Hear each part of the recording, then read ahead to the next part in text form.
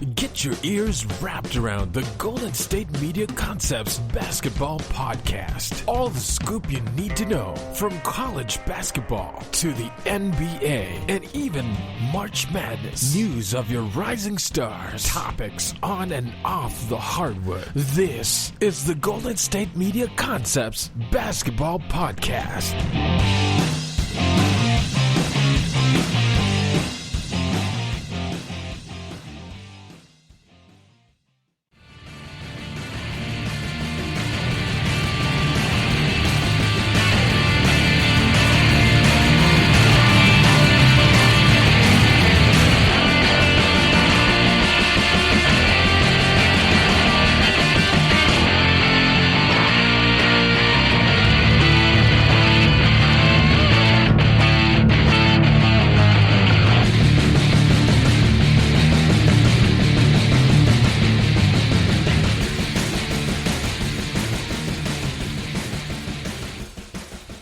Welcome back, everyone, to your favorite basketball podcast. Hope you guys are doing well.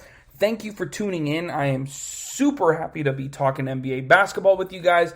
I talk NBA pretty much any chance I get to whoever will listen. So, again, thank you for tuning in. And I'm excited to get into everything we're going to be talking about in today's show. We have a lot to get into. We have a jam-packed episode. We had some things stir up in the NBA this pretty much very recent with a top 25 under 25 list. I certainly want to get into that. This is going to be a big part of today's show. I also want to get into a certain team, the Raptors, the Toronto Raptors, who have had a lot of struggles this season, and we're going to be getting into that. So just quickly, I want to give a little rundown of how we're going to be getting into all these topics in today's show. First, I want to get into that Raptors team. Like, are the Raptors actually this bad? And what does the future hold for this team? Are they going to be going into like a semi-rebuild? Are they going to continue to try to contend as much as possible? We're going to get into all of that in the first segment. Second, we're going to talk about the 25 to 11th placed players on that top 25 under 25 list. Third segment, we're going to get into the top 10. So that's going to be a big chunk of today's show. And then last, we're going to talk about the top 10 coaches in the NBA.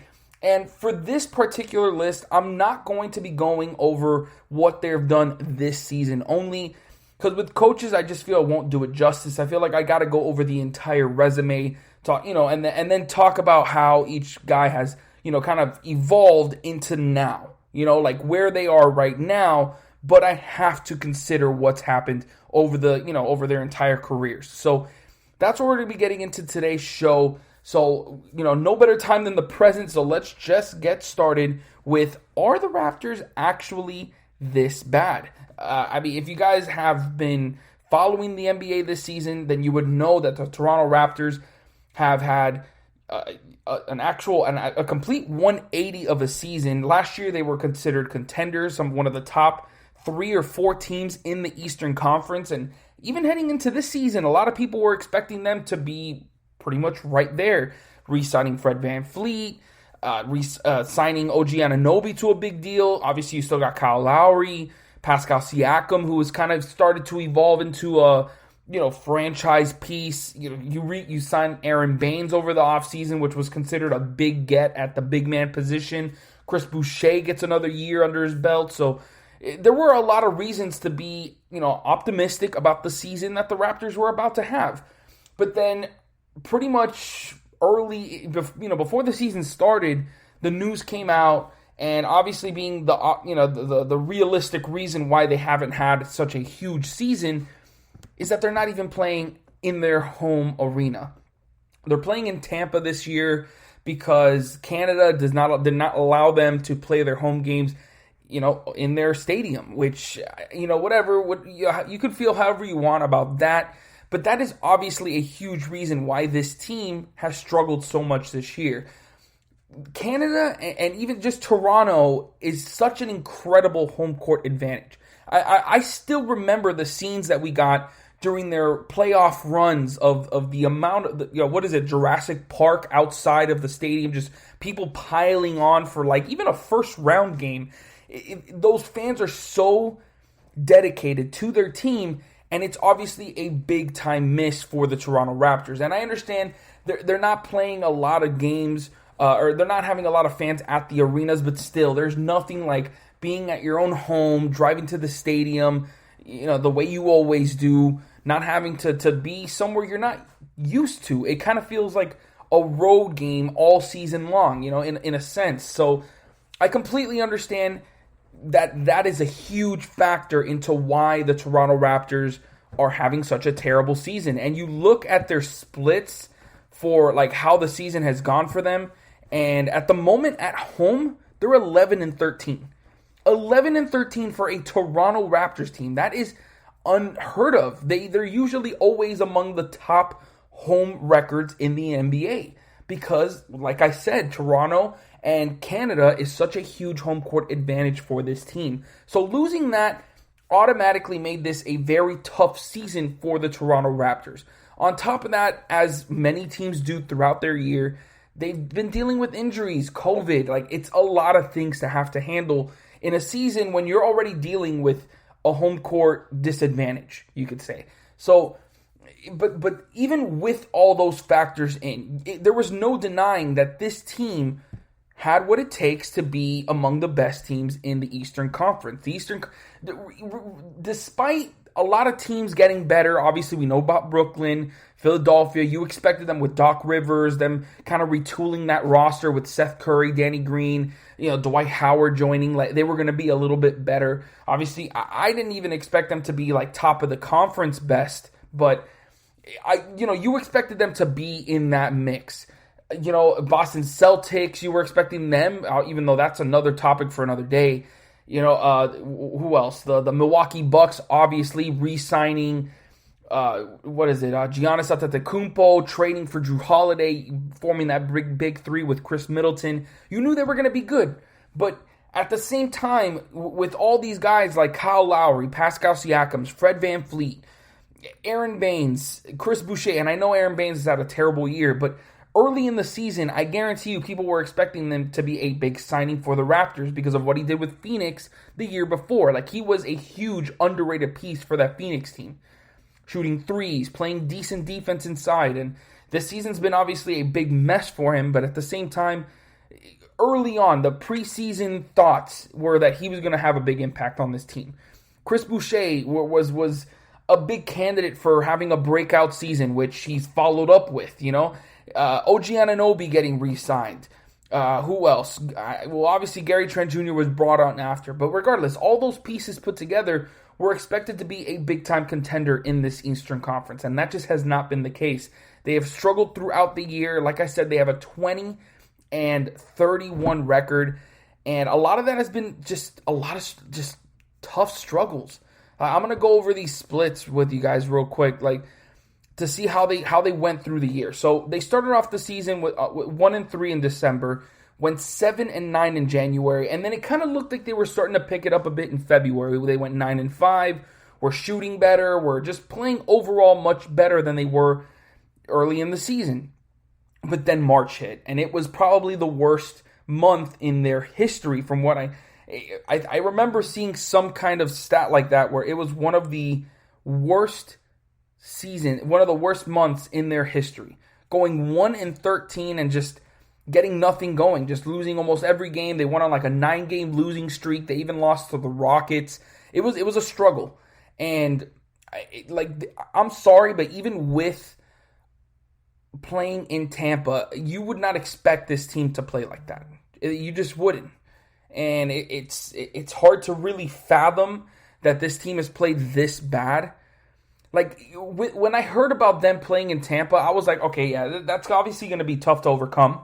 But I still expected them to at least play 500 basketball. At least. And that to me was a worst case scenario. I mean, I was never expecting them to have to, fight for a play-in spot. And that's their situation right now. And that's just an absolute fact. And when you look at the way they've actually played, like in terms of their stats, it really isn't all that terrible. You wouldn't expect it to be a team that's on 11 games under 500.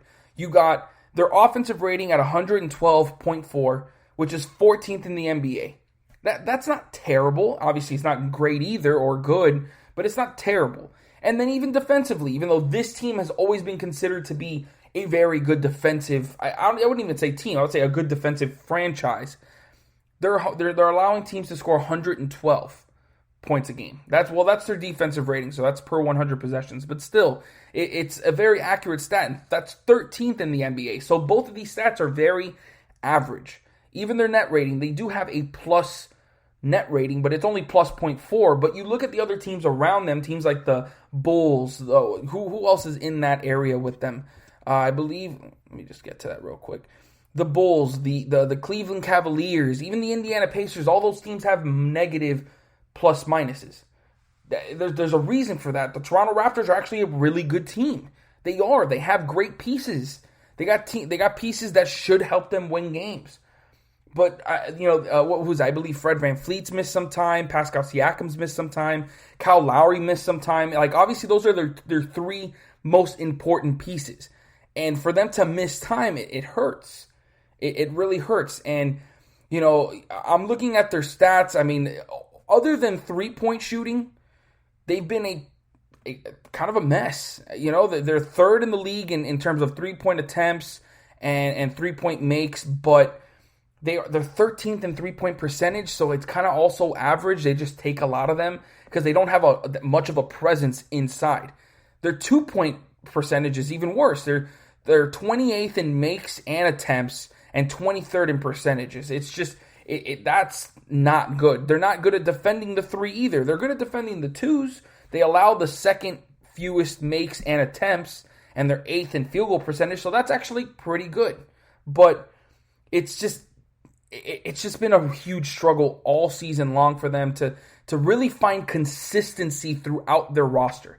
Like when you look at the roster, Fred VanVleet averaging 20 points, 6 assists, 4 rebounds, almost 2 steals a game. That's pretty solid averages. For you couldn't have expected to get much better than that after re-signing him to such a big deal. And it was a big deal, and you're signing him to be one of your stars on the team, and he's delivering. I mean, to be a 20-point per game scorer, averaging 37% from 3.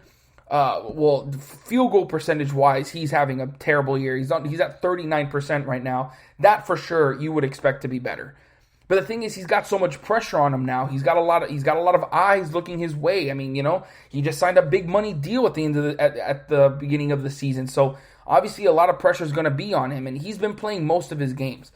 He's missed only a couple. Like, now that I'm looking at games played, you have Fred VanVleet's missed a couple. Like, those top three guys of VanVleet, Siakam, and Lowry have all missed a few games. Maybe missed what am I going to say? I would say maybe close to 20 games combined. Maybe a little bit more than that. But it's just they're not getting that consistency from those three guys. Like, I love what Lowry brings. 17 points, 7 assists, 5 rebounds, solid, rough defense. But his percentages are also kind of 43, almost 44% from the field, 39% from 3, solid. But then you look at Siakam, and that's kind of been the epitome of what their struggles have been. I mean, he's had troubles with Nick Nurse, and you could tell. But even in my top 10 rankings, I talked about it. I had him at number 10. Pascal Siakam, with the way his trajectory was looking, he was going to be a top 5 power forward in the league for a long time. And now, with his struggles, I mean, he's averaging 20.6 points, so that's not terrible, but that's on 45% shooting for a big. That's not good. And his three-point shooting has taken a huge dip. He's at 28% from 3. That's terrible.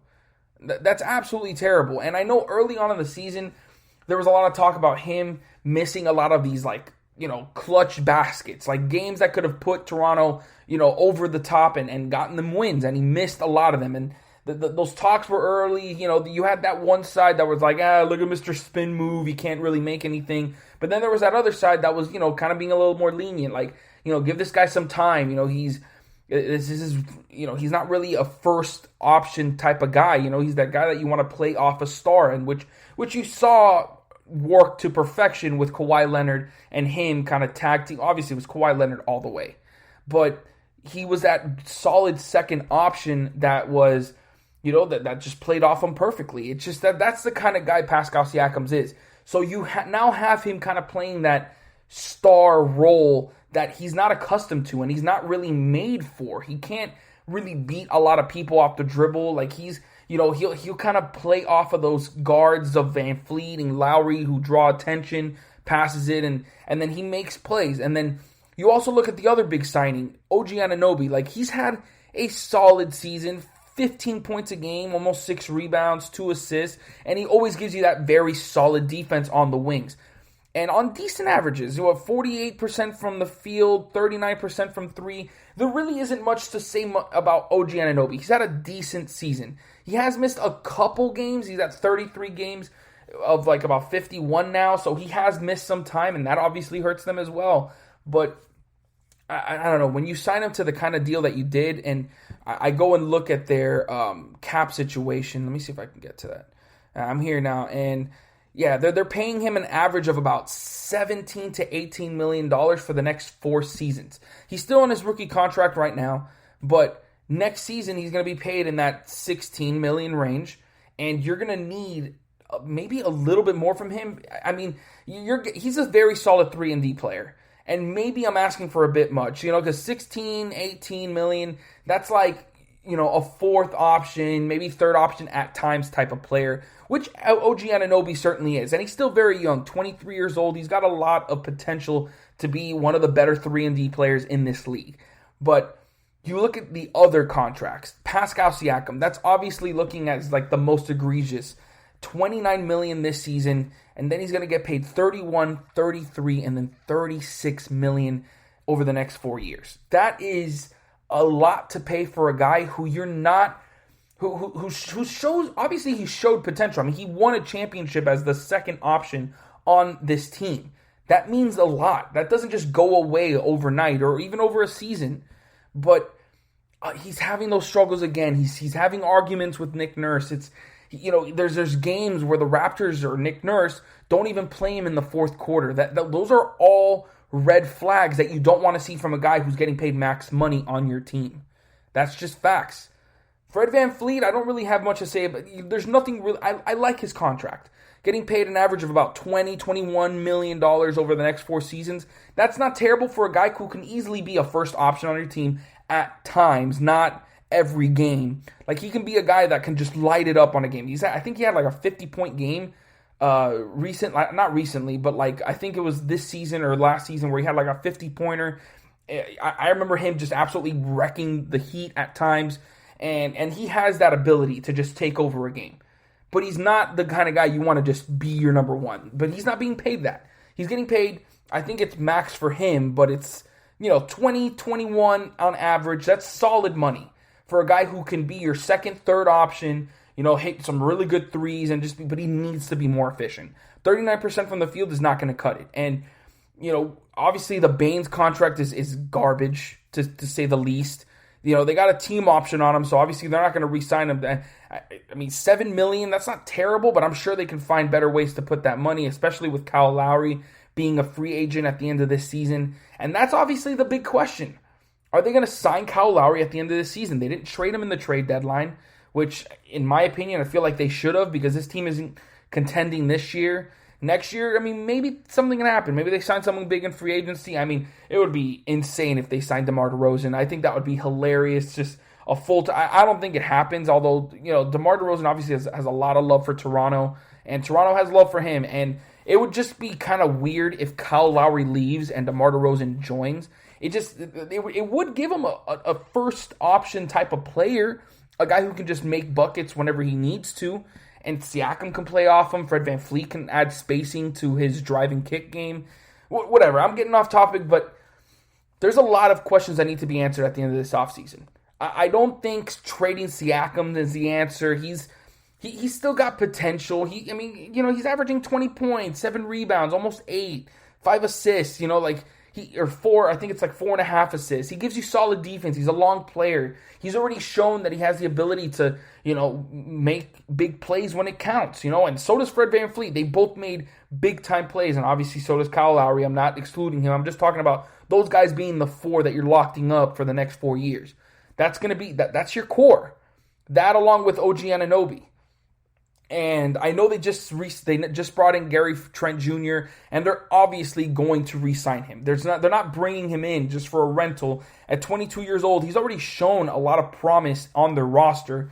He's another guy that can spread the floor, be an offensive option for that team, which they need. Because I feel like when they go next season, when they go back to Toronto, which, it's obviously this team's going to look a lot different. I'm not expecting this to be the downfall of the Toronto Raptors. Like, not at all. If any of you are, you're being a little bit too, you're just allowing this season to kind of steer your thoughts. Because this season is obviously a skewed one, not playing at home, just all the COVID, all those factors certainly pile in, and they're the ones that are dealing with the most of it.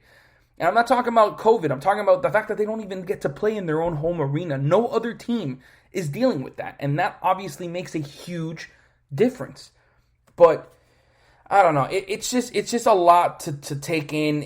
When you look at this team, like the core pieces are good. A lot of teams would love to have Siakam, Van Fleet, Anunoby. They got really good pieces, but when I look at it, it feels like they're missing that one star player.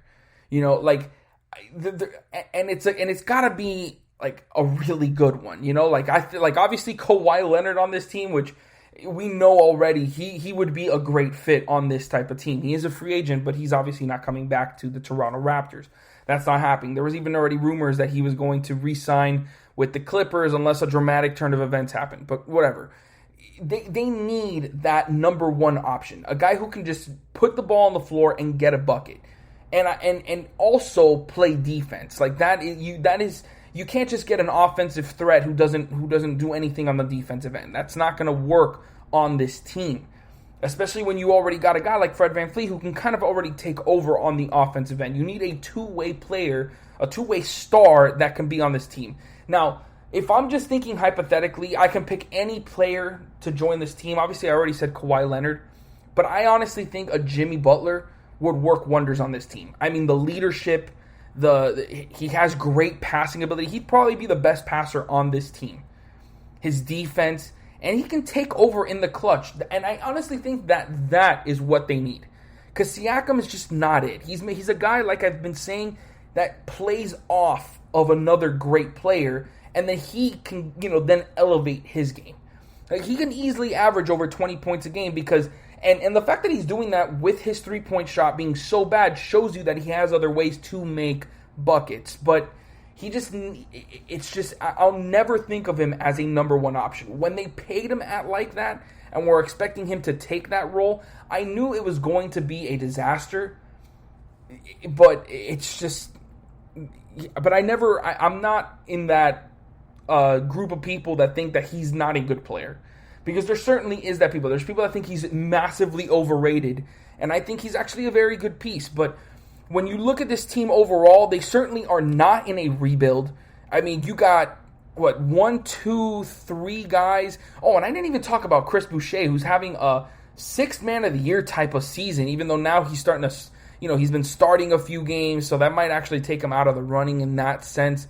He started 6 of 51 games, so he certainly should be in that conversation. I mean, averaging 13.3 points, 6 rebounds, and almost 2 blocks a game. I mean, the kid has been absolutely killing it, and I'm excited to see what he can bring. I mean, the fact that he can give you that defense in the post, inside, being a rim protector, but also be a 3-point threat. I mean, he's averaging 39% from 3 on almost 4 attempts a game.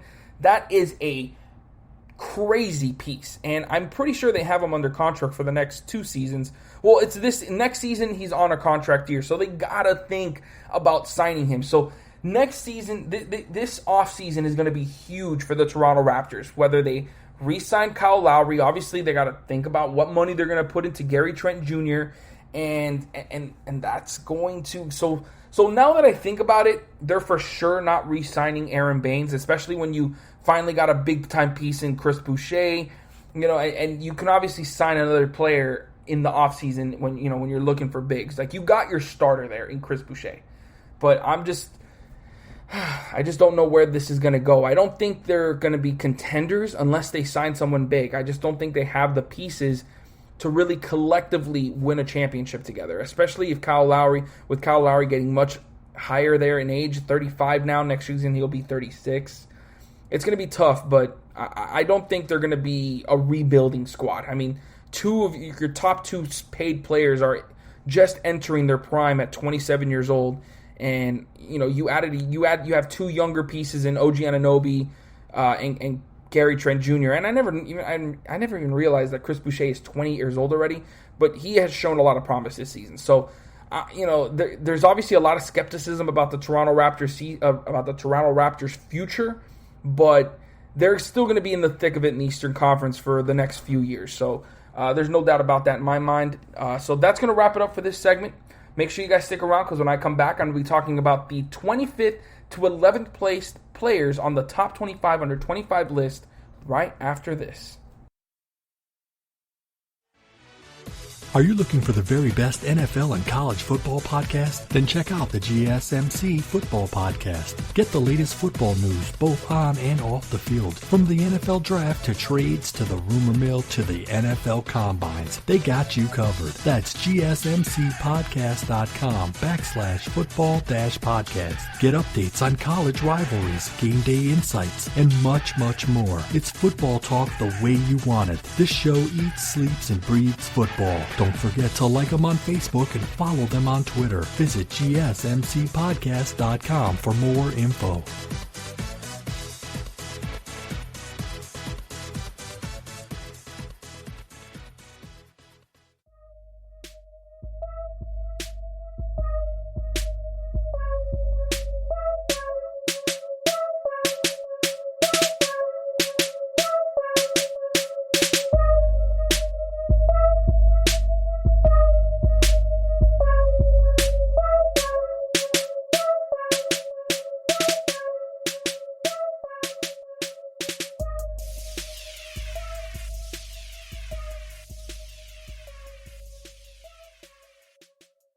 Welcome back, everyone, to the GSMC Basketball Podcast. If you missed the last segment, we talked about whether the Raptors are actually this bad. We talked about the total outlook of this season, just future seasons. We talked about it all. So if you want to go check that out, please go and do so. But now we're going to be talking about the top 25 under 25 NBA list.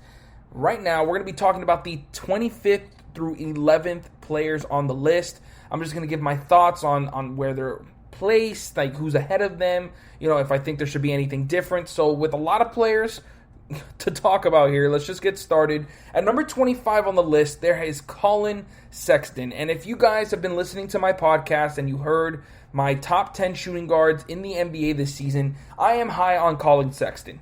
I placed him 10th because he's having a huge season this year. He's averaging, I believe, about 24 points a game. Let me actually see if I can. It would have been nice if I had him already here.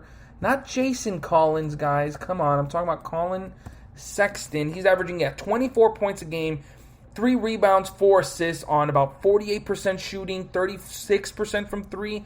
He's a very wiry, super hustle guy. Someone who will get under your skin if you're the opponent that night because he is all-out hustle all the time. And I love his potential. I mean, I didn't really think much of him when he first joined the NBA. Didn't think he was going to really live up to any of that hype that he had.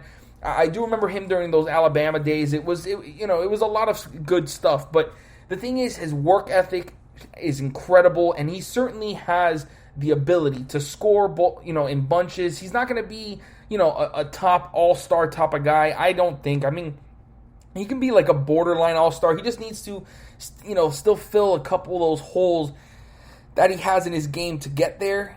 At only 22 years of age, he certainly has that ability. So I like Colin Sexton at 25. I think that's a good spot for him. 24, we have Lonzo Ball, and I think that's good, having him ahead of Colin Sexton, because he has a lot of skills that are elite. He's a great passer, not in like a ball handling type of role. He's not going to be that point guard option that you're going to, get on the pick and roll. He creates off the pick and roll. He's really not that guy. But this season, he's also added, even though last year he was showing it a little bit, but this year he's showing that he can be an excellent three-point shooter, which was always a big slight for him and his game. And then obviously he always brings that excellent perimeter defense with his length, and I think he has way more potential than a Colin Sexton because he already has a few skills that are pretty much elite in the NBA this year.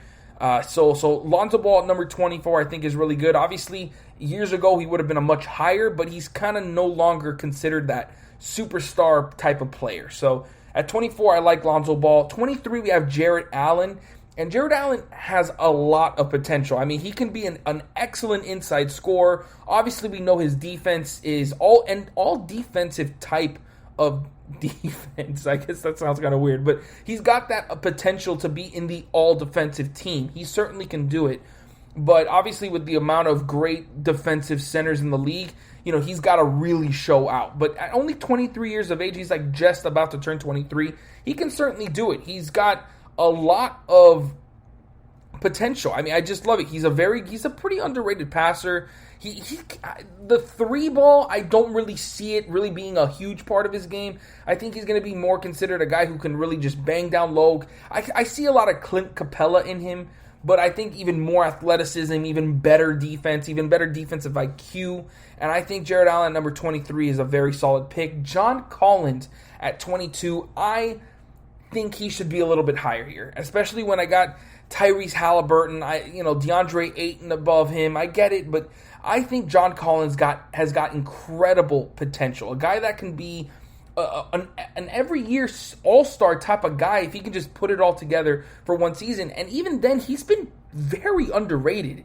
I mean, a guy who can do 20 and 10 almost every night. This season he's averaging about 18 points, almost 8 rebounds, which is the down year for him. So think about that real quick. A guy at 23 years old that is having a down year at 18 points and 7.7 rebounds. Like, he's a 20 and 10 guy all the way. His athleticism makes him a pretty solid defender and rim protector. And before he got injured this season, he came off a career high 38 points in a win against the Golden State Warriors. So I think he's got a guy that can be your number 2 option, maybe number 3, but I mean that's a heck of a number 3 option. But John Collins at 22, I think is it's a little too low for me because I see way more potential than just a guy that that hasn't really put it all together for one full NBA season. But still, I mean, 20 and 10, you don't get a lot of guys who can just average 20 and 10 on any given night. John Collins is one of those guys.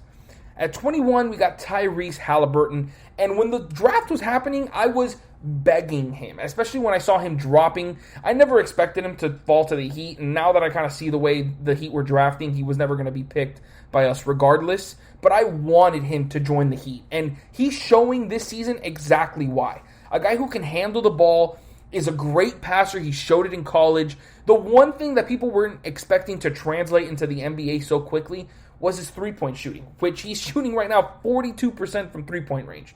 That's incredible for a rookie. And it's not like he's getting these shots like, wide open. He's taking some off the dribble type of shots, and and the fact that he can also create off the dribble in a pick and roll type of situation is very, very good. He's actually here on ESPN.com, it says that in terms of pick and rolls, he's in the pick and roll scores.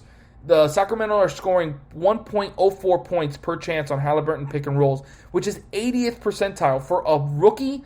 For him to have that kind of poise to be a positive in those pick and roll situations is very exciting. At 21 years old, he's got so much potential. He can easily play alongside De'Aaron Fox with his three-point shooting, so I think it's going to be very good. His defense does need to get a bit better, but he's got the length and athleticism to make up for that, and I see a lot of good things coming from Tyrese Halliburton in the future. At 21, I still don't think he should be above John Collins. That's just me spitballing here. Number 20, we have DeAndre Ayton, and despite him having kind of a down year in terms of his point production, he's averaging under 15 points per game, which is a career low. He's not shooting as much, but obviously there's a lot more options on this Phoenix Suns team. Chris Paul, Devin Booker having a crazy year, Mikal Bridges, Jay Crowder, Dario Saric coming off the bench. There's a lot of guys who can score on this team, so that's not really his main priority. It's to provide defense down low, which he's not all that great at, I do have to admit, which is why I don't see like a lot of crazy potential here. But his efficiency has certainly been there, averaging shooting almost 61% from the field, and his true shooting's at 63.7%, which is incredible. And the fact that his offensive rating when he's on the floor is at 115.8 means that he's certainly affecting the offense in a very positive way, despite not scoring that much. He still gives you the rebounding, he still gives you some decent passing, but it's just he's not at that same trajectory that a lot of people were expecting from him when he was drafted number 1 overall, which is why, in my opinion, he should be below John Collins in terms of potential. But I'm sure a lot of people are going to be disagreeing with me there because DeAndre Ayton is a very good player. At number 19, we have Anthony Edwards, and this is the guy that I was saying that Victor Oladipo reminded me the most of Dwayne Wade, but now this kid comes into the league, and I instantly see D-Wade potential here. Like, this guy has incredible athleticism. He came into league not really having that crazy of a three-point shot, but he can score the heck out of the ball, and he's athletic. His defensive consistency, as they say here on ESPN.com, isn't there. Obviously, he's still a rookie, and he wasn't really the best decision maker, like even in college, so you knew that was going to be a little bit of a struggle. But even with that, he's scoring the ball in bunches. I think he's scoring over about 18 points a game this season and has superstar potential written all over him. He just got to clear up a couple of those weaknesses in his game to really, make that superstar leap, which I wholeheartedly believe Anthony Edwards could do. And that's why I think he should probably be maybe a spot or two higher on this list. At number 18, we have Domantas Sabonis. Now, I love Domantas Sabonis' game, even though it kind of looks a lot like Bam Adebayo's game, even though minus the defense, of course. And that's one of the main reasons why I feel like Sabonis should maybe fall a little bit lower on this list behind a guy like Anthony Edwards, because I do see superstar potential in Edwards. Sabonis is already a multi-time All-Star. He's it says here, one of just 6 players under 25 with multiple All-Star appearances, which is a huge feat. I mean, he's following in his father's footsteps, very, very well. And the fact that he can score the ball the way he does, rebound it very well. He's a double-double threat every single night. He ranks 3rd in the NBA in terms of double-doubles, and he's able to dish out assists the way he does. He's probably the second best big man passer this season behind, of course, the great Nikola Jokic. But, I mean, Sabonis, the biggest thing about Sabonis is the fact that his defense is lacking in a lot of different ways. He's not a great rim protector. He can't, and honestly, even on the perimeter, he's not that great. So I'm not totally sold on Sabonis being, the 18th best potential-wise in terms of under 25 players, even though he's about to turn 25. He's 24.9, it says here. So he's right there on the precipice of this kind of type of list. That's why I kind of feel like he is kind of already the player I think he's going to be throughout his career. Maybe you'll see a little bit more of a scoring stretch. I don't think the passing will get much higher. Maybe, but I really don't think so. And the defense, I just don't think he has that in his game. I just don't see it. So Sabonis at 18 is not terrible. I mean, he's a very solid player. He's an all-star in this league. But I do believe in terms of potential, he should be a little bit lower. At number 17, we have a huge breakout player this year. I had him in my top 10 small forwards this season, Mikal Bridges. I mean, the kid is absolutely killing it. He's one of the best. He's been one of the best perimeter defenders in the league since he entered the league. I mean, he showed that in college, and that translated beautifully into the NBA. And now, I mean, he's giving it on offense. He could easily be one of the best 3-and-D players in the league already. I mean, I think he actually is. I mean, because he gives you pretty much all defensive type of level defense every night. And then the fact that he's averaging a career high in points, field goal percentage, 3-point efficiency, true shooting percentage. He's improving on all those corners, and that was the one thing that was kind of holding him back from really being that, huge an impact type of player, but he's shown it now. He's a regular starter. I would say he's what do they say here? A permanent starter for this incredible Phoenix Suns team this season, and he's a big reason why they're doing so well. So Mikal Bridges at number 17, I kind of like it, even though only because he can be so good at his role that you can't really think. I mean, he's going to be so good at his role. I don't think it's even going to be a question. Like, he's already showing it this season. It's just going to get better and better as he gets older. So the fact that is guaranteed, I understand why he's put so high on this list. He is a very, very solid player. At number 16, we have Trae Young. And the struggles have been apparent this year. He's still a crazy offensive threat. That's never going to go away. He's going to be that because of his shooting, his ability to pass the ball. Those are all apparent, and that's why he's going to be one of the best offensive guards in the league almost every year of his career. It's just facts. But the fact that his defense is so terrible, I mean, and it really isn't his fault. I mean, he's so small, so weak in terms of, to play against a lot of these players. People are going to just continue to attack him, and you understand why. He's a terrible defender. On top of the fact that he doesn't have the body to be a good defender, he's also doesn't have great defensive IQ. But he is going to overcome all of that because of his offense. But now, do you really think is his offense that good to really put him, as some of the best point guards in the league? I don't think so. I think his defense is that bad that it kind of not offsets it, but it doesn't really make it, okay with what he gives you on the offensive end. He still turns the ball over a lot. His efficiency is not there this season. So I understand why he's brought down to 16. He still has superstar potential. So any of you Trae Young fans, don't think I'm trying to say that he's not that type of guy. He's certainly got the ability to be a number one option on a team. But he needs to get better, even like slightly below average. Because right now he's bottom of the league in terms of defense. So if he can even be, below average type of defender, he would be much higher on this list. But I totally agree with him being 16th on this list. Maybe even dropping a little bit. I mean, but I still think dropping him would be kind of disrespectful with what he's shown us already. John Morant at number 15. When I saw this, I was actually kind of surprised, even though I know this season he's having an inefficient year, but the Memphis Grizzlies are still in the hunt for a playoff spot in the tough Western Conference, and that's without Jaren Jackson Jr. A lot of that has to do with what John Morant has been able to do on this team. I mean, his high IQ when he's on the floor, his ability to pass the ball in any, however he needs to, he's got incredible superstar potential. His athleticism, obviously if he can get a 3-point shot, it's kind of game over in my opinion, because his swag on the court to be able to just kind of make someone miss and his dribbling ability, he's got it all. He can do a lot of things, but what is that? What I'm trying to say here, the leap that we kind of expected coming into year 2 certainly has not happened.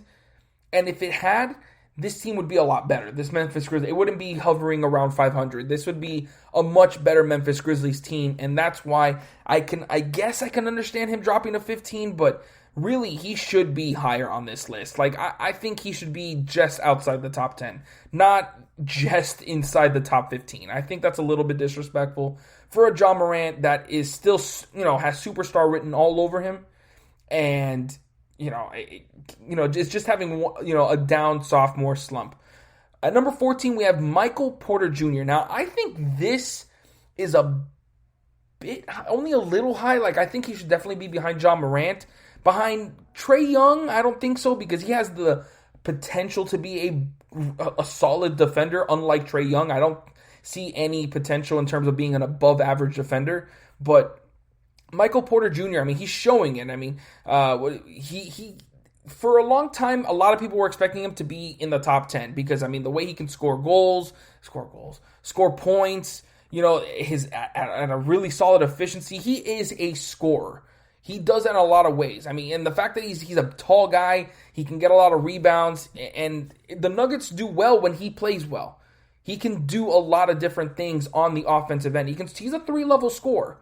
He can do it in so many different ways. And what is it? In his 14 games, in his last, I guess they're trying to say in his last 14 games, which have all been starts, he's averaging 20 points per game on almost 60% shooting and 53% from 3 on 9 rebounds and 1 turnover per game. Nuggets are 11-3 in that run. So he obviously has a huge impact on this team when he's playing well. Defensively, he's still got a little bit to go. I even think in terms of passing, he can do a little bit better. But I love Michael Porter Jr.'s game.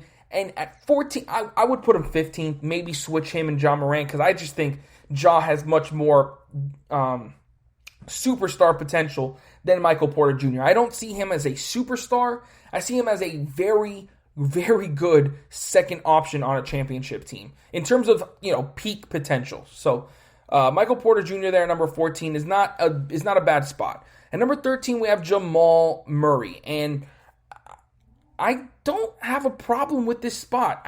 Jamal Murray has shown his ability to really score in bunches. I mean, he showed it in the postseason last year, the way he can just literally carry a team offensively.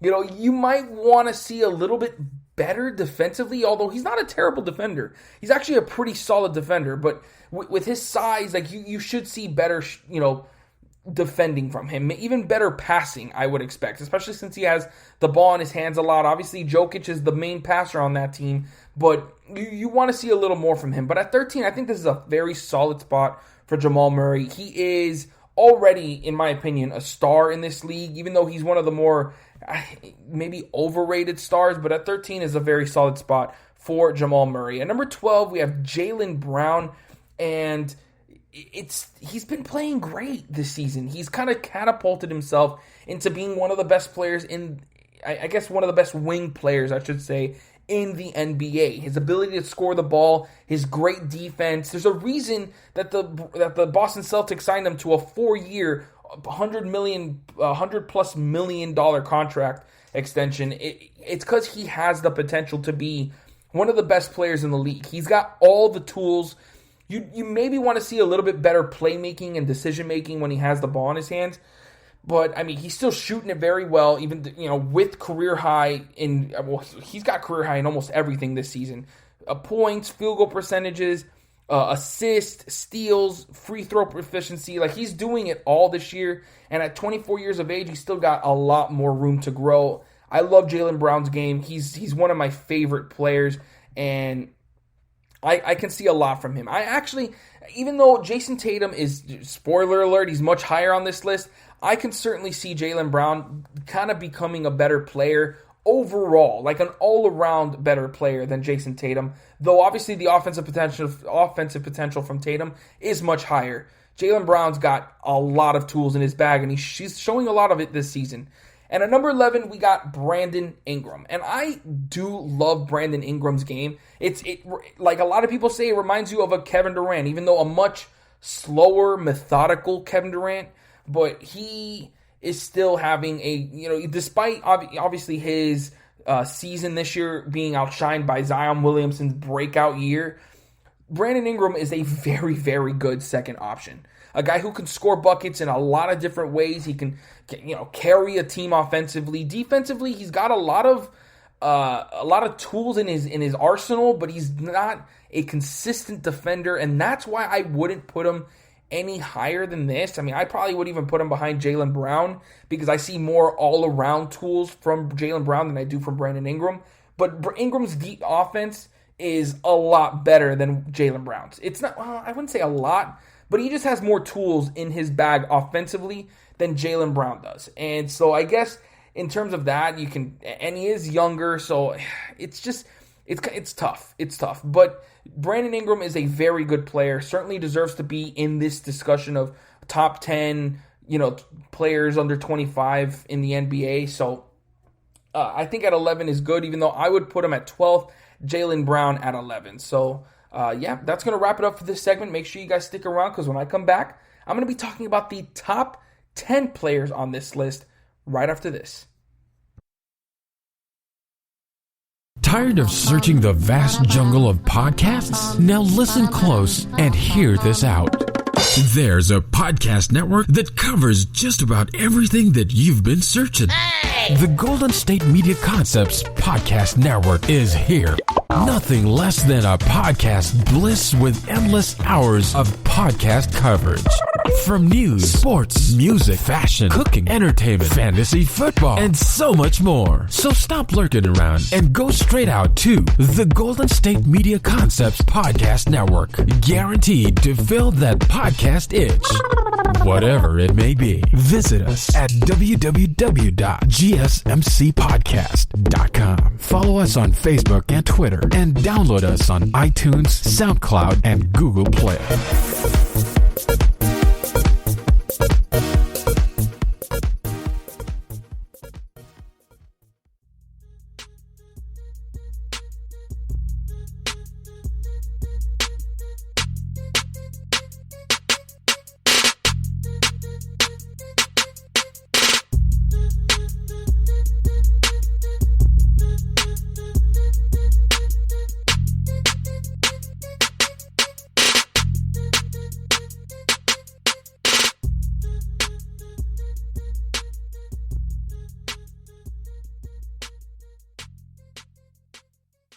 Welcome back, everyone, to the GSMC Basketball Podcast. If you missed the last segment, I went over the 25th and 11th best players in the top 25 and under 25 list, and now we're going to be going over the top 10. We got a lot of great young players on this list, and I'm first going to talk about each player individually, obviously going from 10 to 1, and then I'm going to talk about the list overall, talk about who I think should, if I think the list is good, if I think there should be one player ahead of the other. We're going to get into all that, but let's just get started with number 10. We have Shai Gilgeous-Alexander, and I absolutely love Shai Gilgeous-Alexander's game. I mean, the kid can kind of do it all. 24 points per game this season, 5 rebounds, 6 assists. I love his versatility to be able to play on either guard position. Early on in his career, he played a little bit of point guard. Then the last season with Chris Paul on the team, he can play shooting guard. He's got a decent three ball, 42% from the three this year. I mean, that's actually a great three ball. What was he shooting last season from the three? 35%, man. So he's taken a huge leap with more three-point attempts this year. So, I mean, he's obviously showing room of, growth in his game. His assists have gone up this season. He's rebounding the ball a little bit less because he's playing a little bit more with the ball in his hands. And that's what I'm saying. I love the fact that he can do so many things on the floor. He's a solid defender as well. He's got great length. And he's got, obviously, major superstar potential, an all-star in the future, no doubt. Obviously the West is very tough to be an all-star. You got so many great guards in that conference, but Shai Gilgeous-Alexander is definitely one of them, with the fact that he can do pretty much anything you want from him on the floor. You want him to pick up the offense and kind of make something happen, he can do it. He's done it so many times for the Oklahoma City Thunder this season. When it looks like their offense is getting bogged down, he'll just beat someone off the dribble and either make a layup, hit a pull-up, whatever you want, he can do it. And then the fact that he's got that 42% from three, he can play off ball and be a spot-up shooter if you need him to. And I just love it. And the fact that he's very efficient. Obviously, I told you about the 42% from three, but almost 51% from the field. Like, he's literally doing it all for this OKC team, and that's why he really is 10th on this list. Like, I'm not going to say if I like it or not, but Shai Gilgeous-Alexander, an incredible talent in this league. At number 9, we have Bam Adebayo. And you know my love for Adebayo. He's my favorite player on the Heat right now. And from the first time I saw him, I knew there was something special there. My friends were telling me, like, hey, bro, you're just hyping him too much. He's on the Heat. He's a rookie. You're excited because he's doing some good things.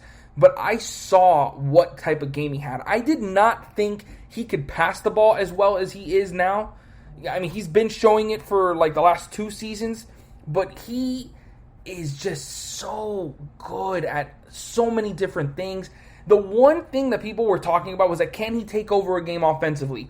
Look at the Brooklyn Nets game. I've already said it once. Go look at those highlights. He can certainly take over a game offensively. Defensively, he's been showing it for the last 2 seasons, since he was a rookie, that he can do it. He can do anything on the defensive end. Rim protect, guard your best guard. Like, he can do whatever you want. Switch 1 through 5. He is the most versatile defender in the league, in my opinion, because, I know you got your Ben Simmons, you got your Giannis, but I don't think, I don't know, it's tough. It's tough. I know Ben Simmons is such a great versatile defender. He can do anything on the floor as well. But, man, I just love Bam's quickness. I love his agility, his ability to get up, and that athleticism is ridiculous. But the fact that now he's getting that scoring up, almost 20, he's 19 points per game this season, but almost 20 with almost 10 rebounds a game, 5 assists on very good averages. Like, obviously that 3-point shot isn't there yet, but I feel like he's got such great form that's going to be coming down the line. Again, he's only, 23 right now?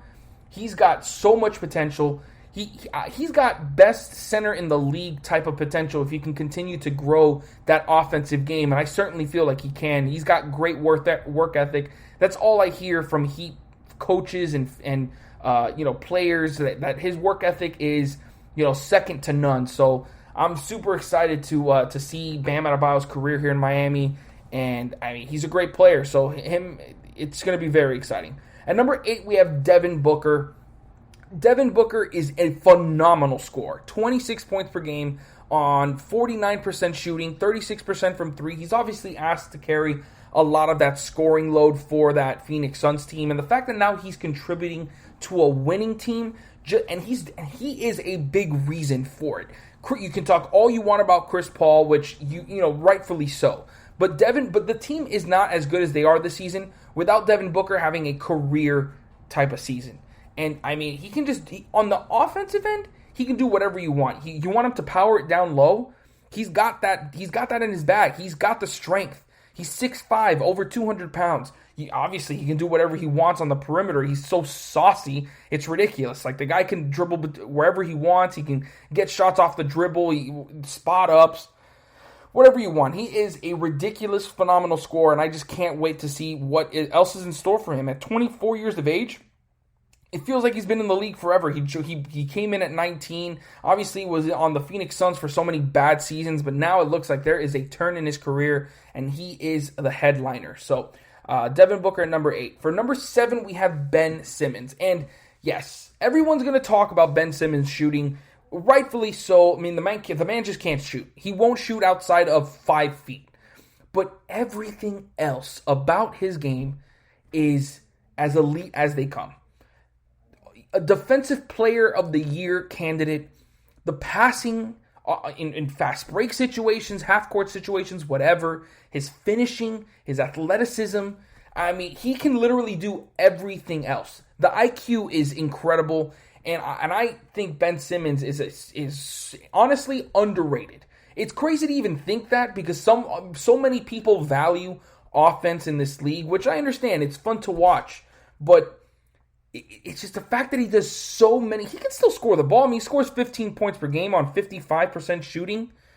It's obviously the free throw shooting is not great, but he just does so many of those other things at an elite level that you can't just be like, oh no, he can't shoot. I can't consider him a star. I'm sorry, but that's not that is no longer a good argument, because he has gotten the other parts of his game at such an elite level that, to me, it doesn't even matter. So, Ben Simmons at number 7. At number 6, we got De'Aaron Fox. And De'Aaron Fox made that huge leap. I believe it was his 3rd season, if I'm not mistaken. Well, actually, yeah, his 2nd year was also a leap. He scored about 12 points, almost 12 points per game his rookie year. Was 4 assists. But then his 2nd year, 17 points a game, 7 assists, 1.6 steals. He gives it to you all on both ends. Work rate is incredible. His speed is obviously the one thing you look at that just pops out the page. The one thing that I want it to get better, he showed it his 2nd year, is that 3-point shot. If that 3-point shot can get where it was that 2nd season, he was shooting about 3 threes a game on 37% shooting. That's all you need. 37%. He might even take 36. But if he can get around that, because the last 2 seasons he was under 30% last year, and this year he's at 32.6. that's not gonna cut it. Like, obviously he can get to the basket at will with his speed and his dribbling. He's a very solid passer, has been averaging around 7 assists a game over the past 3 seasons.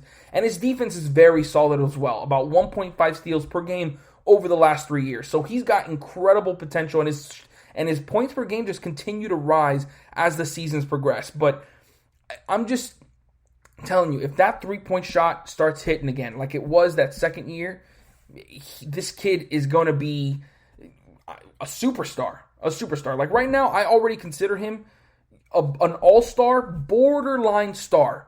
But he certainly has the ability to do whatever he wants on the court on any given night. So you got De'Aaron Fox at number 6. And number 5, we got Jason Tatum. And I know that Jason Tatum has got so many skills on the offensive end. I mean, the guy is a offensive superstar. And he's also a very solid defender. He can do it on both ends, which I always like. I do not like one-way players.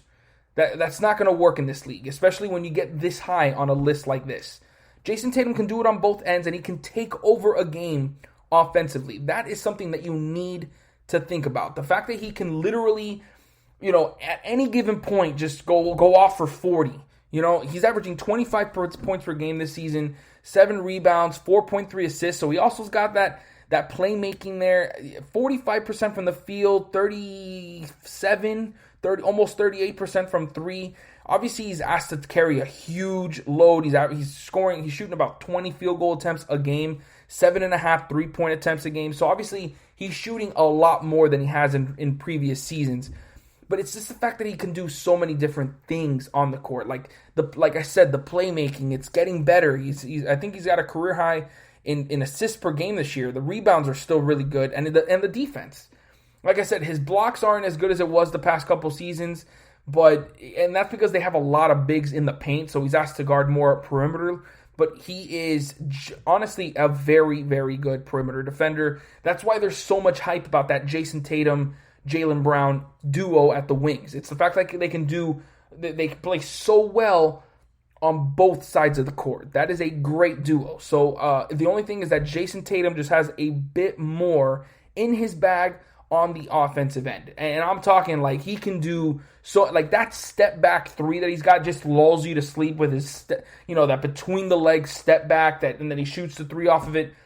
It got elite last season, and he's obviously still working on his game. I mean, 25 points per game, that's starting to get into that star level. He's already considered a star, probably even a superstar. He just needs to start hitting those buckets in those clutch situations when it really matters, like playoff time. There's a reason they've made it to the Eastern Conference Finals 3 of the last 4 years. Jason Tatum has been a big part of all that. He just needs to start taking that responsibility and being the guy. He's doing it in the regular season. Can he do it in the playoffs? That's going to be the big question.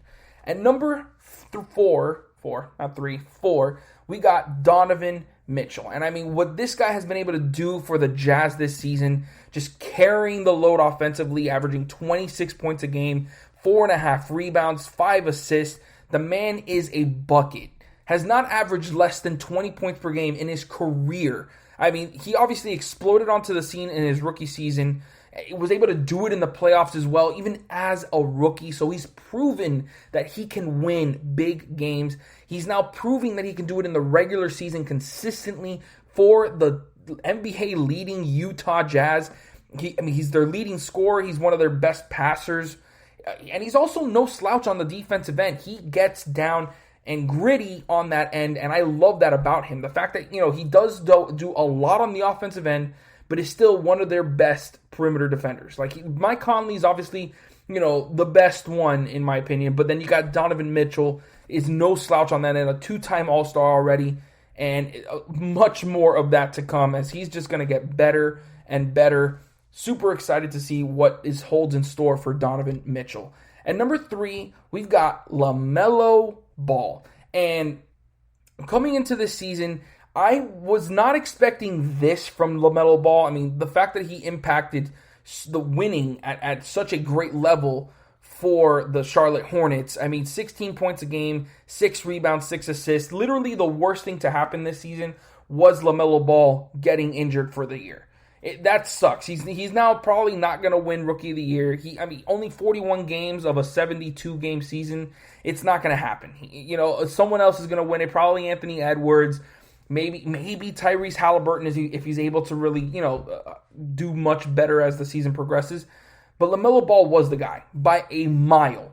He was going to win the Rookie of the Year award, and that's because of his ability to do so many different things on the floor. I mean, like I said, 16 points per game, 6 and 6. He's a triple-double threat on pretty much any night because of his length to get rebounds, his scoring ability. He can do it off the dribble. He's shown his ability to shoot the three ball, 37.5% from three. That was the one skill that many people were wondering, can he translate that into the NBA? He has proven it and is now doing it at such a high level. And I love his game. He's got a lot of swag out there on the court. He carries himself super well, and I like his game in so many different ways. And his defense is not bad. It's obviously he's got the potential to be a great defender like his brother. 1.6 steals a game. He led rookies in I want to say almost every stat for pretty much the entire season. Until obviously Anthony Edwards started to score at a crazy level, and so points he wasn't there. But man, he can just do so many things. He's going to be a superstar in this league, no doubt about it. It just sucks that he hurt his wrist, and that kept him out for pretty much the whole season. So, LaMelo Ball at number 3. At number 2, we got Zion Williamson, and what a season this man is having. All those, question marks about, can he keep it up for a full season? He played how many games did he play last season? He played 24 games last season. He's about to double that. And this guy just gets better and better as the year goes on. 62% from the field. This man is hitting 26 points a game, 7 rebounds, 3.5 assists. He can do it all. The defense, I would love that to get a bit more consistent. Just a bit more. Like, he's averaging a steal a game, almost a block a game at 0.7 blocks a game. He can do it on both ends. It's just not as consistent as I would want it to be. But, man, can this man score? Is he a force down low and is a guaranteed star? He's already a star. He's an all-star this season, and that's going to continue for a long time. This man is going to be the face of the NBA. It could happen. It could. The guy is that good. It's just, man, he is such a monster. It's kind of surreal to watch, really. And I knew he was going to be good. Like, I had someone that I worked with that was telling me, like, I don't know. He was a Knicks fan, so he was always preaching for R.J. Barrett. But R.J. Barrett just isn't there. He's shown improvement this season, but he just isn't there. And he had doubts about Zion Williamson. I'm sure those doubts are out the window now because this man is just tearing the league apart. And if he can get that playmaking a little bit higher, like if he can average close to 5, oh my God, which I have no doubt he can. He's pretty much career highs across the entire board, and he's just going to continue to get better. So Zion Williamson at number 2. And of course, at number 1, in my opinion, there's no doubt about it, it's Luka Doncic. This man is a superstar already. The man can take over any game, every game, whenever he wants. 28.5 points per game, 8 rebounds, almost 9 assists a game, triple-double threat every single night on pretty solid percentages. 48% from the field, 37% from 3. With him drawing so much attention, and I remember he was shooting it very poor from the three-point line early on in the season, so he's been killing it to get to 37% from 3. The step back is just so killer, and he doesn't have crazy athleticism, which it makes it even more impressive that he can just make so much separation from some of the best athletes in the world. And the fact that he gets so much attention drawn to him, and he's still able to just dominate a game with his passing. Obviously, he's got great length, 6'7" point guard, 230. Like he's a body, and it's just he just got that X factor, that ability to just take over a game when he needs to. He's proven it time and time again over these 3 seasons now. And he's just going to continue to do that for years to come. This is the guy I see as the face of the league. because it's just he's got all the tools you want. Defensively, maybe not where you want him to be. He's getting a little bit better this year, and I expect it to get better as the years go on, but he's just so great at so many other things. It's hard to not see him be the face of the NBA sooner rather than later. So now that I've gone over everybody, let's talk about the list itself. I have no problem with the top two, Zion and Luka. It's a given. Those guys are the best. The cream of the crop. 22 years of age for Luka, almost 21 for Zion. Those guys are going to be the face of the NBA for years to come. Now, when I get to 3 and I see LaMelo Ball there, I heard this, I saw that rant for Stephen A. Smith. You know, he gave his props to LaMelo Ball, but he still thinks it's ridiculous to put him over guys like Donovan Mitchell, Jason Tatum, Ben Simmons, Devin Booker, which I get, but this list is being put off potential. And with this guy having the potential to be literally a triple-double threat every single night, his length gives him that potential to be a very solid defender. The three-point shooting, I understand. Maybe put him, I don't know, man. I get it. Off potential, I could see him being 3. Donovan Mitchell is very good. He's going to be very good for so long. But there are some inefficiencies in his game. There are. With LaMelo Ball, I didn't see any of that this year. I really didn't. And just off this one season, I can see LaMelo Ball being a superstar next season. Like, I could see it. I could see him averaging 20 plus, 8 boards, close to 8 assists. I could see that. And none of these guys that are below him can do that. So I can understand him at number 3. Donovan Mitchell at 4. I like it. I don't love it, but I like it. Jason Tatum at 5. I think he should go a little bit lower. Same as De'Aaron Fox. I think Devin Booker should be much higher on this list. Over Ben Simmons. I think he should be 5th with what he's shown. Jason Tatum at 6. De'Aaron Fox behind Simmons. So the way I'd probably see this is the top 3, I'd keep it there. Donovan Mitchell, I could probably put him... I'd maybe put him 5th. I'd put Devin Booker 4th. And then I'd go... What is it? So I'd go Devin Booker 4, Donovan Mitchell 5, Jason Tatum 6, Simmons... So I guess Simmons stays at 7, De'Aaron Fox at 8, Bam, I guess, yeah. Like, even though I'm a Bam homer... I understand why he's at 9. Like, he hasn't shown, like, a huge improvement offensively. If he can continue to grow, then yes, I can see it just, him going a little bit higher on this list. But at 9, I think that's a solid spot. And then Shea, I like him at 10 too. I would not put him over Bam. Just because Bam does just so, like, everything on the court defensively and offensively, he's getting better and better as the years go on. So, yeah, I like that. I would definitely switch that up. Put, De'Aaron Fox at 8, and then just kind of move everyone up, except Devin Booker goes up 4 spots for me. Like, I think he's that good. Obviously, defensively, you want a little more, but still, that's the way my list would go. So that's going to wrap it up. If you guys disagree with me, let me know what you think in the comments of how your list would look. So please stay tuned, because right after this, we're going to talk about the top 10 coaches in the NBA. This is your ultimate stop for everything sports. The Golden State Media Concepts Sports Podcast. Should I say more? From the NFL, MLB, the NBA to MMA, it's all in here. The Golden State Media Concepts Sports Podcast. Listen now.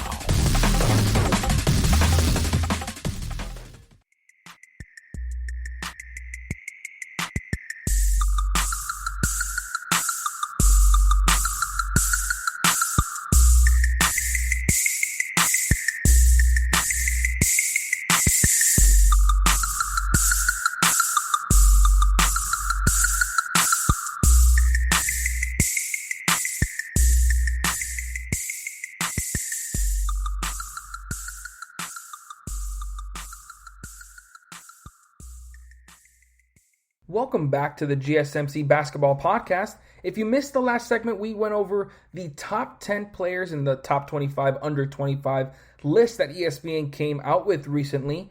We talked about all the players. I talked individually about each, and then I discussed how I felt I would want that list to look. So if you guys want to check that out, please go and do so. But now we're going to be talking about the top 10 coaches in the NBA, and I'm not going to be going, I talked about this when I went over the rundown, but I'm not going to be talking about just this season. I'm going to be talking about the coach's entire resume, and I'm going to go off that to choose who my favorite coaches in the league are. And I guess not favorite, but it's top 10, but maybe obviously you might disagree with my list, and if you do, please let me know in the comments who you would have as your top 10 coaches in the NBA this season. So without further ado, let's get started. With number 10, I have Terry Stotts of the Portland Trailblazers. He beats out guys like Mike Budenholzer, Frank Vogel, Monty Williams, and just quickly, I'll talk about those three real quick. Like Mike Budenholzer,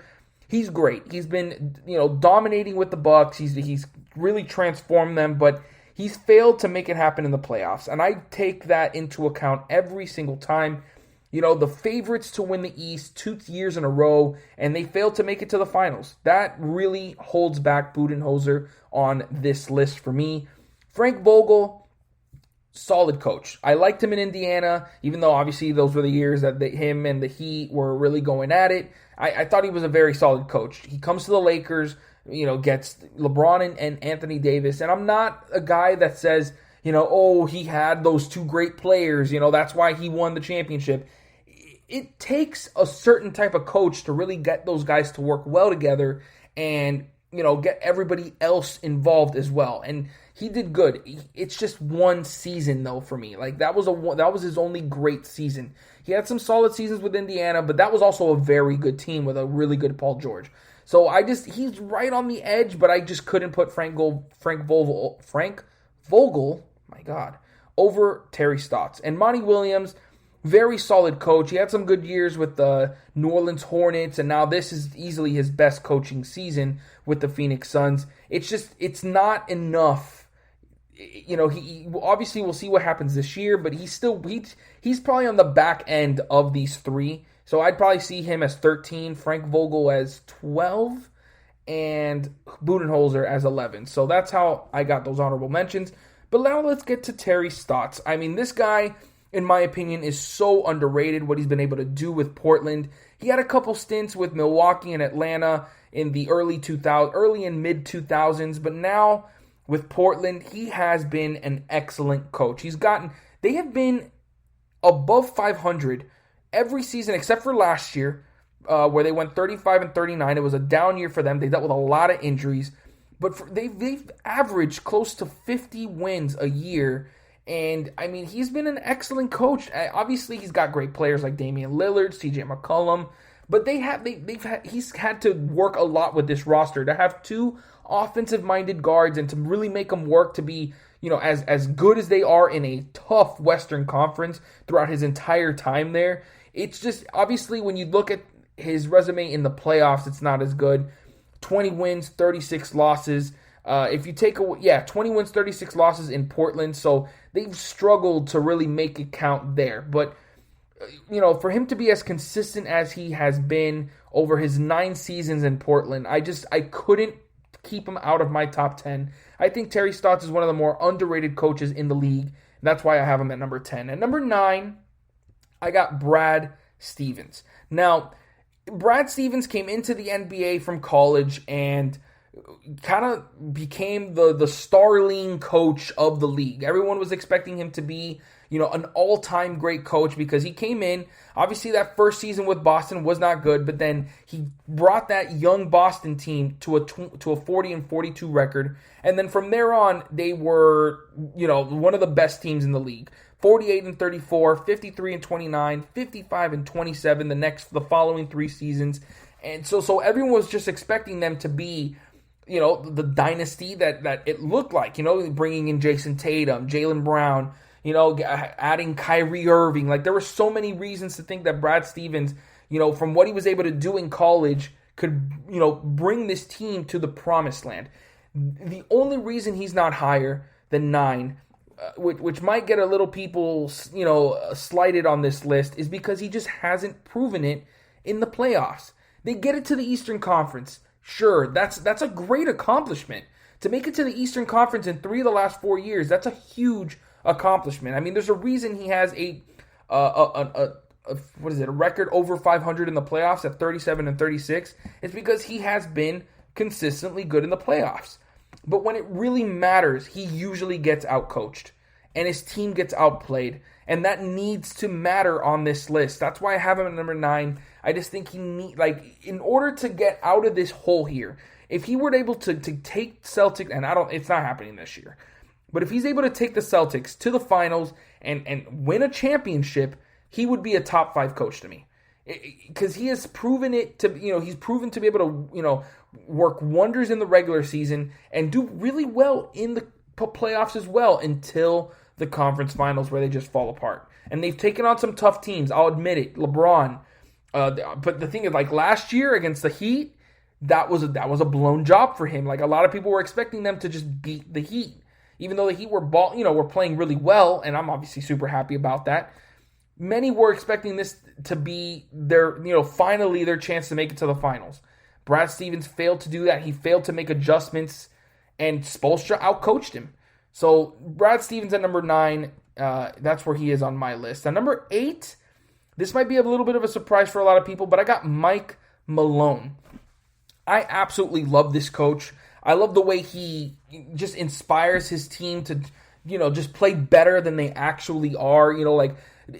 Early on in his career, he had some troubles. He was with Sacramento. It didn't work out there. I mean, that franchise is a mess. At least it was back then. He joins Denver. First season, it was bad. 33-49. Then he goes 40 and 42 the year after that.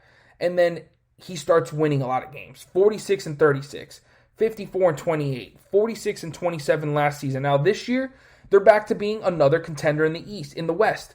Yes, they got Nikola Jokic. But really, after that, I like Jamal Murray, but he has been a bit inconsistent. And I feel like Mike Malone brings out the most out of his teams. I love coaches like that. And I think he has been able to do it consistently in the playoffs as well, even though they're 16 and 17. So they failed to make it, to the conference finals other than last year. Right? Wasn't it? Yeah, last year where they fell to the Lakers in 4 games. That sucked. That definitely, or was it 5 games? I think it was 5 games. It was 5 games that they lost. So that obviously hurt, but to be able to beat the Clippers, that was a huge accomplishment. Come back from 3-1. Like, you don't do that without a great coach. And I think Mike Malone is one of the great coaches in this league. Another guy like Terry Stotts that is super underrated, and that's why I have him at number 8 on my list. At number 7, I have Nick Nurse. And when you win a championship in your first season as a head coach, that needs to be recognized. Same thing as Tyronn Lue, which I guess he is very there. He's kind of another honorable mention, but when you don't have a LeBron James, that makes a difference. I know he had Kawhi Leonard, but he had a super young Pascal Siakam and a Lowry who up until that point was considered a no-show in the playoffs. He transformed this team into a contender, and they've been great since his arrival. 58 wins that first season where they won the title. 53 wins last season were contenders. Obviously, they lost to the Celtics in the semifinals. That was a great coach series between Brad Stevens and Nick Nurse. And he's got a lot of great skills as a coach. I mean, his adjustments. Obviously, this season, I can't really hold it against him because of everything I said in that first segment. But at the same time, I can't put him any higher than 7 because of this season. And the fact that he won that 1 year with a Kawhi Leonard, and you don't win championships without great players. That is facts. But the fact that the year after that, they followed it up with a great season, but then to not fall apart, but just not be able to get over the hump against the Celtics team that, in my opinion, I saw the Toronto Raptors as a better overall team. In my opinion, they had better talent, and they were a better, organized team. Regardless, they weren't able to do it, and Nick Nurse is still a very good coach. Would have probably wouldn't have made my list had it not been for them following up that Kawhi Leonard led season with another very good season, which they did. So that definitely had a lot to do with it. And in fact, they were technically better. They had 10 less games, won only 5 less games, and had a better winning percentage. So Nick Nurse is a very good head coach, and Toronto is very lucky. At number 6, I have Doc Rivers, and I think Doc Rivers is a very solid coach. You can have the most egotistical players on your team, and Doc Rivers is the kind of guy that can bring them together and make them very, very good together.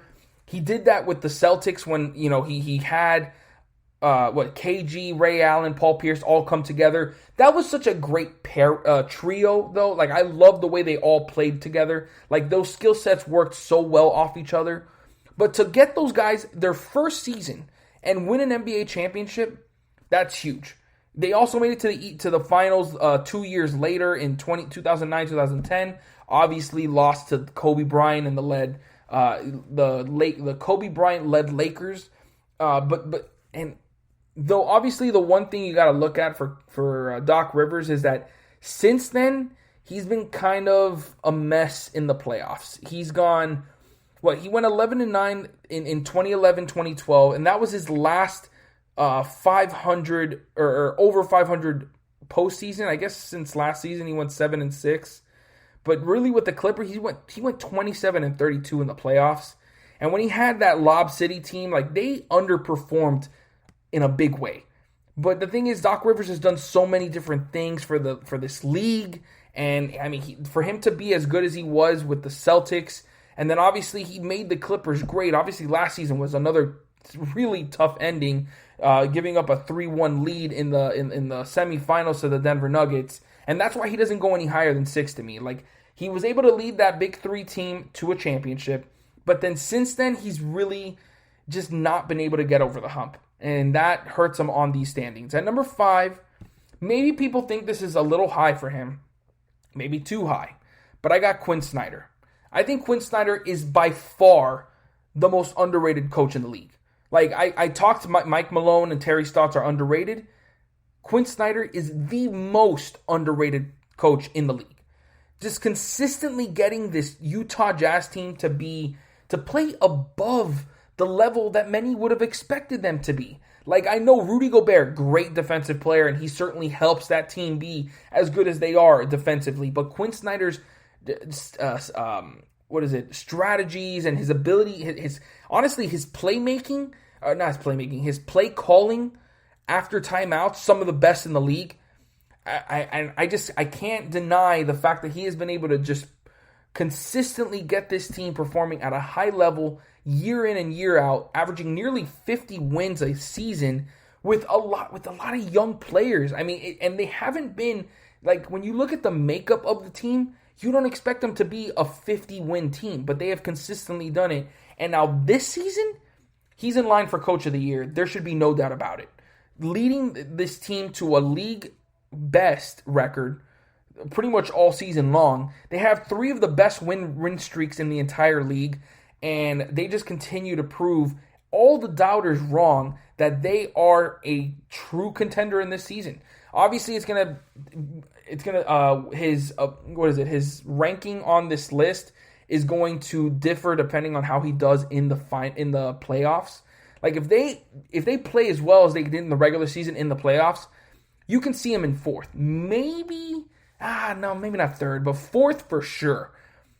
And that's because this guy has been able to do it in the regular season. He finally has a great team, a full collection of players to do it on both sides of the ball. And if he can really at least get to a conference finals, like, they need to get to a conference finals for me to really give him the credit and put him 4th. But we're going to have to wait and see for that. But Quinn Snyder at number 5. At number 4, I have Rick Carlisle, assistant coach for so many years with the Nets, Portland Trailblazers, Indiana, then became a head coach for those early 2000 Detroit Piston teams, won 50 games both years, didn't really do much with that team though, so they let him go because they had championship aspirations. So he was put in a situation where it was, championship or bust. And obviously, despite winning 50-plus games both those years, they didn't really want to hold on to him. After that, he joins Indiana, wins 61 games that first season, still never went under 500 with all, except for that last season, which I guess since they continue to get worse and worse, they let him go again. Then he joined Dallas. And from that point on, he was and even before that, he was considered a very good coach. 5 of his first 6 seasons were over 500 or better. And then he joins Dallas and just absolutely kills it. Unlocks that team, gets them, wins better and better and better until they won the championship in 2010, 2011, which was a huge accomplishment. I mean, he brought a ragtag team of players, a group of players to go up against the big three that were obviously favorites that year and win the championship. Went 16-5 in that playoff run. Incredible. Just incredible from Rick Carlisle that year. And you credit Dirk Nowitzki for doing what he did, but Rick Carlisle put that group in such a great position to win. He put everyone in the right roles. Is an excellent player coach. What am I trying to say? Like a player-friendly coach. And I mean, he obviously, even after Dirk left, he was still consistently, keeping them in a competing, style. Obviously, they went through a bad stretch where they won about an average of 30 wins a season for 3 years.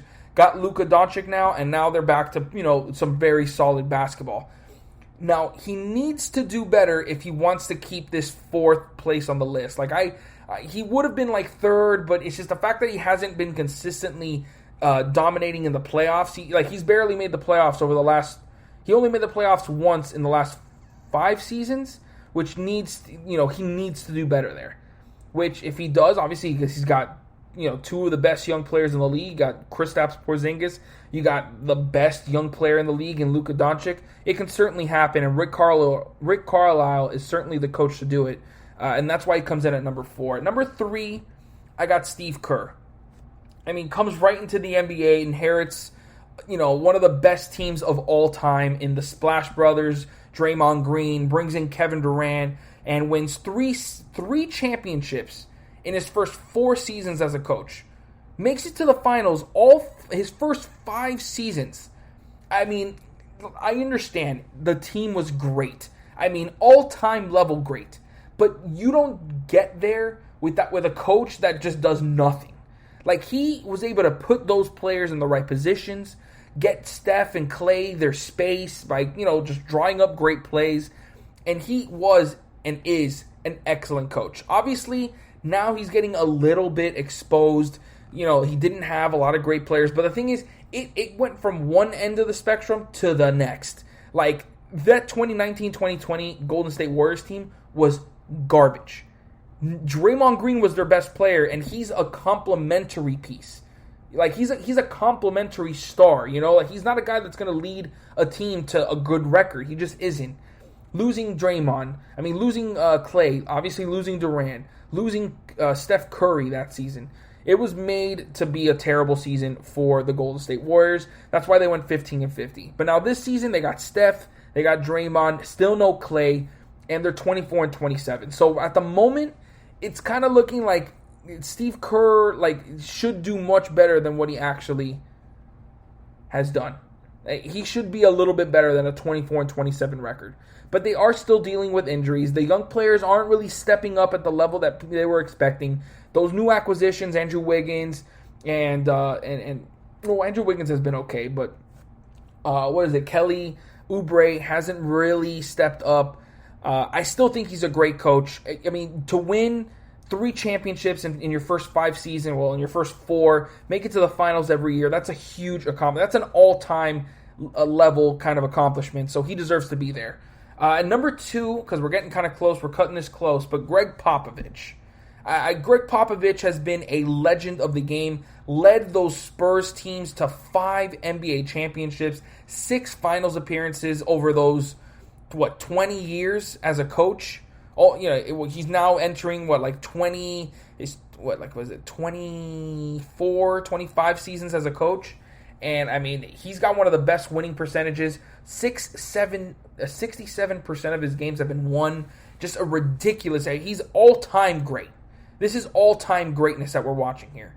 Obviously, since Tim Duncan left, I mean, they still had some good seasons, but now they're kind of getting into that, rebuild mode where a lot of young players are coming in. They went under 500 for the first time in, I don't even know what, since his first season as a coach. So that just goes to show his consistency. To be able to be over 500 for 20 straight seasons is just absolutely incredible. He's an amazing person. You gotta love those interviews of Greg Popovich. I do, and I'm sure everyone else does as well. And the fact that he just consistently gets them playing winning basketball. I mean, you look at his playoff record: 170 wins to 114 losses. That's dominating in the playoffs. And that's Greg Popovich for you, man. But he is number 2 because at number 1, I got Erik Spoelstra. I mean, the man has been as consistent as they come since entering the league. He's missed the playoffs 4 of his first 13 seasons. No, 3 of his first 13 seasons. Obviously, this year is still pending. I'm assuming the Heat make it to the playoffs, but still, I mean, 2 NBA championships, 5 final appearances. The man has been as consistent as they come, and the fact that he's been able to make the most of his rosters is what puts him here. He's had some great rosters. LeBron, Dwayne, Chris Bosh. Those are the great rosters, and he won 2 championships with them. But then after that, it got kind of, a little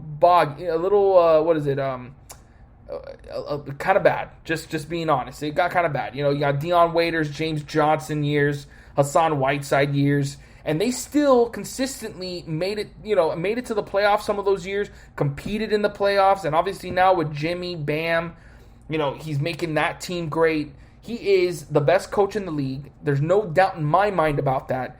Maybe some of you think that's wrong, but I mean, I'm sorry. This is my list. Erik Spoelstra is number 1 on my list. There's no doubt. So as always, that's gonna wrap it up for this segment or this show. Hope you guys enjoyed. I know, terrible ending, but deal with it. As always, thank you for listening to the GSMC Basketball Podcast, brought to you by the GSMC Podcast Network. I would like to ask that you please remember to subscribe to the show and write a nice review. That really helps us. Also, if you can please follow us on Facebook, Twitter, and Instagram, I would really appreciate it. Thank you and have a great night.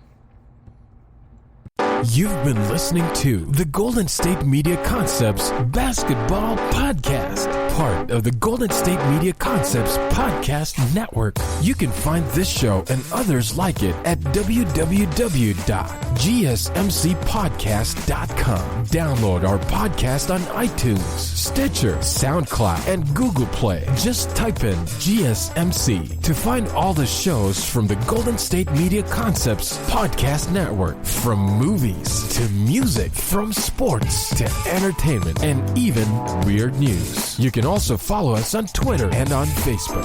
Thank you, and we hope you have enjoyed today's program.